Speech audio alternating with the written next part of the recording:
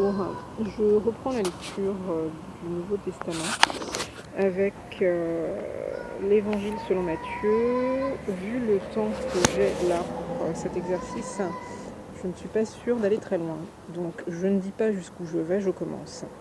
Évangile selon Matthieu, chapitre 1. Généalogie de Jésus, Christ, fils de David, fils d'Abraham.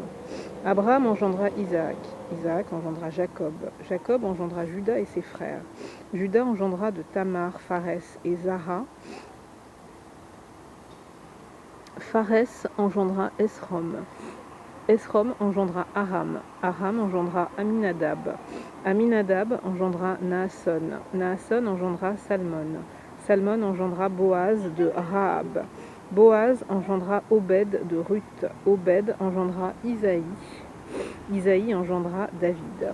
Le roi David engendra Salomon de la femme d'Uri. Salomon engendra Roboam. Il y a trop de bruit dans la rue là, ça sert à rien du tout, mais je continue. Roboam engendra Abia. Abia engendra Asa. Asa engendra Josaphat. Josaphat engendra Joram. Joram engendra Osias. Osias engendra Joatam. Joatam engendra Achaz. Achaz engendra Ézéchias. Ézéchias engendra Manassé. Manassé engendra Amon. Amon engendra Josias. Josias engendra Jéconias et ses frères au temps de la déportation à Babylone. Après la déportation à Babylone, Jéconias engendra Salatiel. Salatiel engendra Zorobabel. Zorobabel engendra Abioud. Abioud engendra Eliakim. Eliakim engendra Azor. Azor engendra Sadoc. Sadoc engendra Hachim. Hachim engendra Élioud. Élioud engendra Éléazar. Éléazar engendra Mathan. Mathan engendra Jacob. Jacob engendra Joseph, l'époux de Marie, de laquelle est né Jésus, qui est appelé Christ. Il y a donc en tout 14 générations depuis Abraham jusqu'à David, 14 générations depuis David jusqu'à la déportation à Babylone, et 14 générations depuis la déportation à Babylone jusqu'au Christ. Voici de quelle manière arriva la naissance de Jésus-Christ. Marie, sa mère, ayant été fiancée à Joseph, se trouva enceinte par la vertu du Saint-Esprit avant qu'ils eussent habité ensemble. Joseph, son époux, qui était un homme de bien et qui ne voulait pas la diffamer, se proposa de rompre secrètement avec elle. Comme il y pensait, voici un ange du Seigneur lui apparut en songe et dit : Joseph, fils de David, ne crains pas de prendre avec toi Marie, ta femme, car l'enfant qu'elle a conçu vient du Saint-Esprit. Elle enfantera un fils et tu lui donneras le nom de Jésus. C'est lui qui sauvera son peuple de ses péchés. Tout cela arrivera afin qu'elle... Alors je reprends. Tout cela arrivera afin que s'accomplisse ce que le Seigneur avait annoncé par le prophète. Voici la Vierge sera enceinte, elle enfantera un fils, et on lui donnera le nom d'Emmanuel, ce qui signifie Dieu avec nous. Joseph, s'étant réveillé, fit ce que l'ange du Seigneur lui avait ordonné, et il prit sa femme avec lui. Mais il ne la connut point jusqu'à ce qu'elle eût enfanté son fils premier-né, auquel il donna le nom de Jésus. Chapitre 2.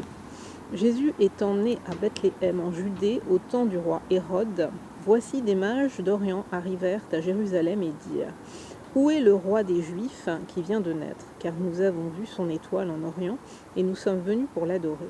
Le roi Hérode, ayant appris cela, fut troublé et tout Jérusalem avec lui. Il assembla tous les principaux sacrificateurs et les scribes du peuple, et il s'informa d'eux où devait naître le Christ. Ils lui dirent : à Bethléem en Judée, car voici ce qui a été écrit par le prophète. Et toi, Bethléem, terre de Juda, tu n'es certes pas la moindre entre les principales villes de Juda, car de toi sortira un chef qui paîtra Israël, mon peuple.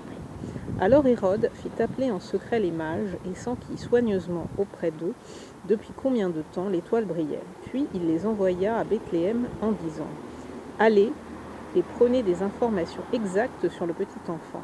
Quand vous l'aurez trouvé, faites-le moi savoir, afin que j'aille aussi moi-même l'adorer. Après avoir entendu le roi, ils partirent. Et voici l'étoile qu'ils avaient vue en Orient marchait devant eux, jusqu'à ce qu'étant arrivée au-dessus du lieu où était le petit enfant, elle s'arrêta. Quand ils aperçurent l'étoile, ils furent saisis d'une très grande joie. Ils entrèrent dans la maison, virent le petit enfant avec Marie sa mère, se prosternèrent et l'adorèrent. Ils ouvrirent ensuite leur trésor et lui offrirent en présent de l'or, de l'encens et de la myrrhe. Puis, divinement avertis en songe de ne pas retourner vers Hérode, ils regagnèrent leur pays par un autre chemin. Lorsqu'ils furent partis, voici un ange du Seigneur apparut en songe à Joseph et dit : « Lève-toi, prends le petit enfant et sa mère, fuis en Égypte et reste-y jusqu'à ce que je te parle, car Hérode cherchera le petit enfant pour le faire périr. » Joseph se leva, prit de nuit le petit enfant et sa mère et se retira en Égypte. Il y resta jusqu'à la mort d'Hérode, afin que s'accomplisse ce que le Seigneur avait annoncé par le prophète. J'ai appelé mon fils hors d'Égypte.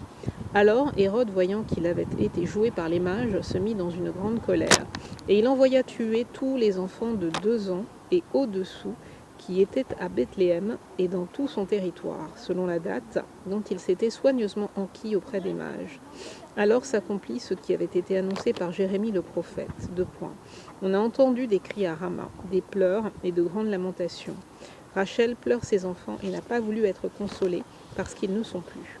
Quand Hérode fut mort, voici un ange du Seigneur apparut en songe à Joseph en Égypte et dit : « Lève-toi, prends le petit enfant et sa mère et va dans le pays d'Israël, car ceux qui en voulaient à la vie du petit enfant sont morts. » Joseph se leva, prit le petit enfant et sa mère et alla dans le pays d'Israël. Mais ayant appris qu'Archélaüs régnait sur la Judée à la place d'Hérode son père, il craignit de s'y rendre, et divinement averti en songe, il se retira dans le territoire de la Galilée et vint demeurer dans une ville appelée Nazareth, afin que s'accomplisse ce qui avait été annoncé par les prophètes. Il sera appelé Nazaréen. Je m'arrête là.